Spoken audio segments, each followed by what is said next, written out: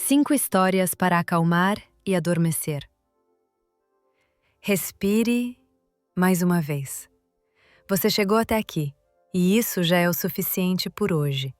Este não é um lugar de cobranças, não é um espaço de esforço. Aqui você pode apenas ser.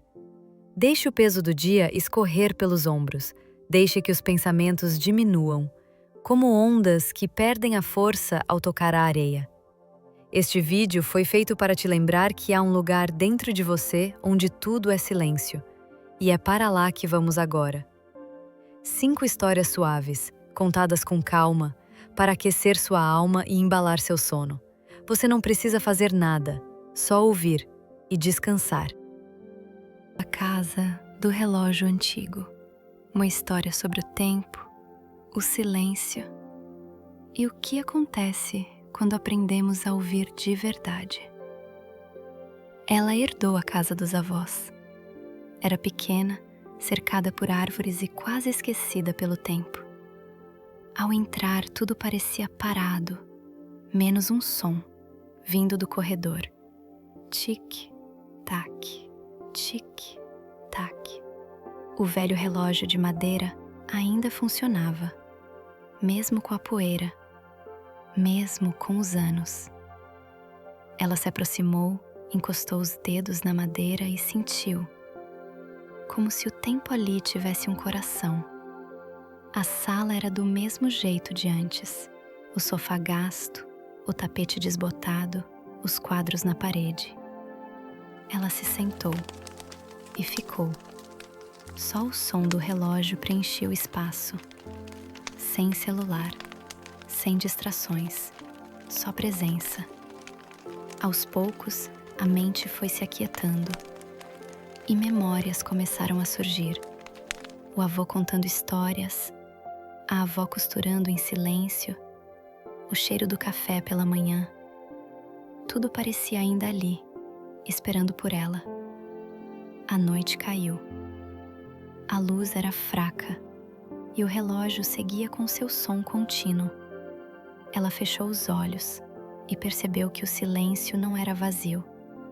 Era cheio de vozes que não gritam, cheio de respostas que só aparecem quando a gente para de perguntar. Naquela casa, ela entendeu que o tempo não é inimigo. Ele é um professor calado. E que, às vezes, ouvir o tic-tac com atenção é o suficiente para lembrar quem somos.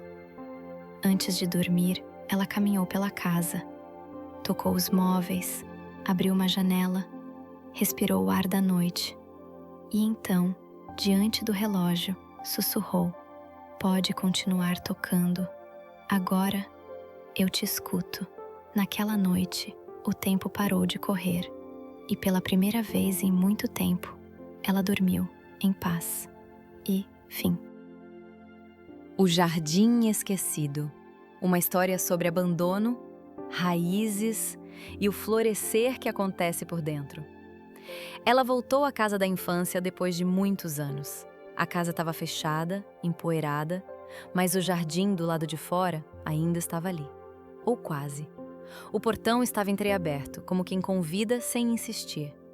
Ela entrou, pisou devagar sobre a terra seca e percebeu. O jardim não estava morto. Só havia sido esquecido, assim como partes dela. Com as mãos nuas, ela começou a tirar as folhas secas, os galhos quebrados, os espinhos crescidos demais. Cada toque era um reencontro, cada respiração, um retorno. Encontrou uma muda de alecrim ainda viva, um girassol teimoso tentando nascer, e uma pequena flor branca escondida sob as ervas daninhas. Ela sorriu e disse baixinho: "Eu também tô tentando florescer." Os dias passaram e ela voltava sempre, sozinha, sem avisar ninguém, como quem visita um velho amigo. Regava, podava, sentava-se na sombra da mesma árvore da infância. E ali, entre raízes e sementes, começou a escutar pensamentos que andavam calados, sentimentos que ela havia soterrado com urgência. O jardim não a julgava, apenas crescia, ao seu tempo, ao lado dela. Na última visita, ela trouxe flores novas, plantou com cuidado e, antes de ir embora, escreveu num pequeno papel: "Obrigada por esperar por mim. Agora, eu também me cultivo por dentro. Deixou o bilhete entre as folhas, fechou o portão e foi embora com as mãos sujas e o coração limpo. E fim. O barco no lago. Uma história sobre soltar o controle e confiar no fluxo da vida. Ele encontrou o barco quase por acaso. Ficava num pequeno cais de madeira, à beira de um lago espelhado. Era velho, mas firme. Estava amarrado com um nó forte, como quem tem medo de partir. Todos os dias ele passava por ali.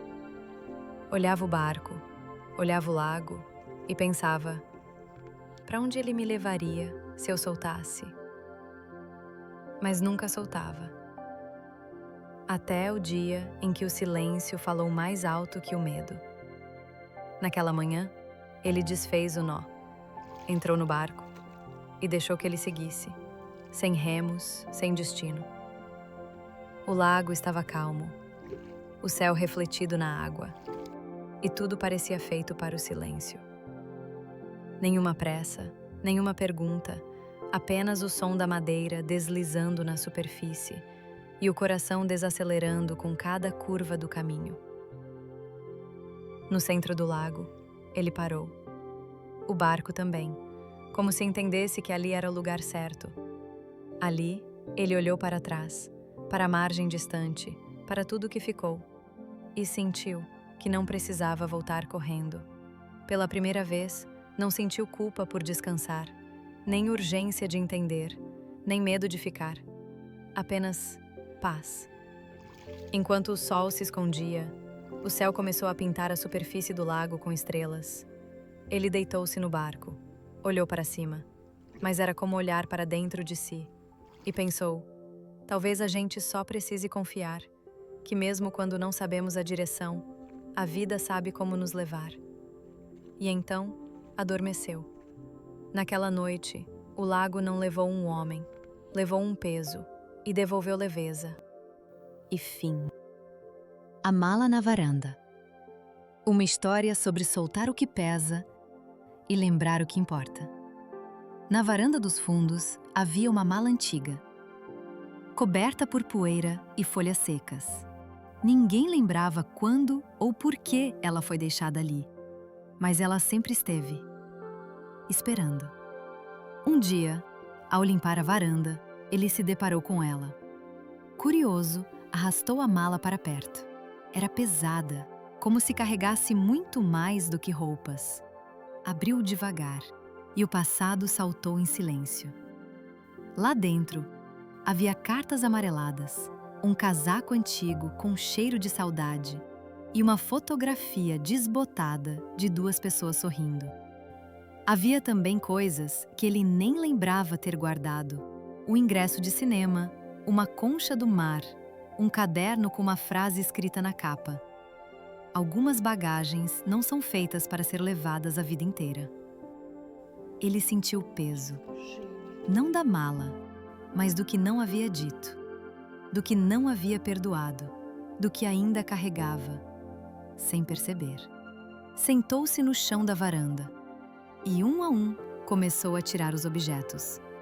Segurava, respirava e deixava ir. Alguns ele rasgava com cuidado, outros apenas colocava ao lado, com um aceno de adeus.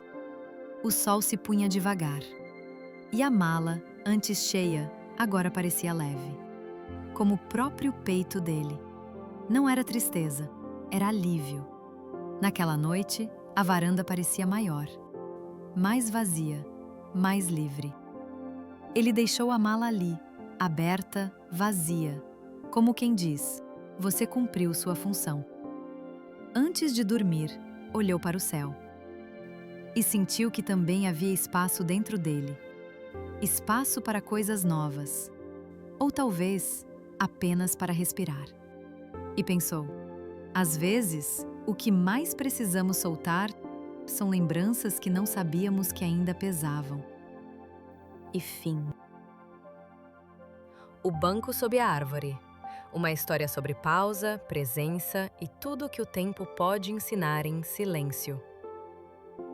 Ele passou por aquele parque todos os dias, sempre apressado, sempre com fone de ouvido, sempre com a mente cheia de coisas. Mas naquele dia, o corpo pediu pausa. E pela primeira vez, ele olhou para o lado e viu um banco de madeira sob uma árvore antiga. Era um banco simples, mas havia algo nele que chamava.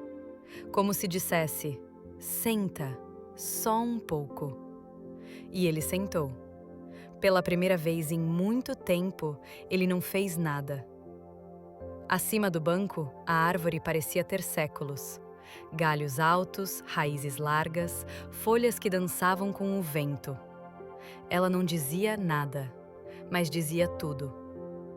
Ele olhou para o céu entre os galhos. O sol filtrava entre as folhas. E o tempo parecia ter parado ali. Começou a perceber sons que antes ignorava. Os passos leves das pessoas, o canto distante de um sabiá, o vento tocando o mundo com carinho. Tudo estava ali o tempo todo. Só ele é que não estava. Sentado ali, sem pressa, coisas começaram a vir. A lembrança de quando era criança e subia em árvores só para ver o mundo de cima. O cheiro da comida da avó, o riso de uma amiga que não via há anos, o silêncio dos dias sem compromissos.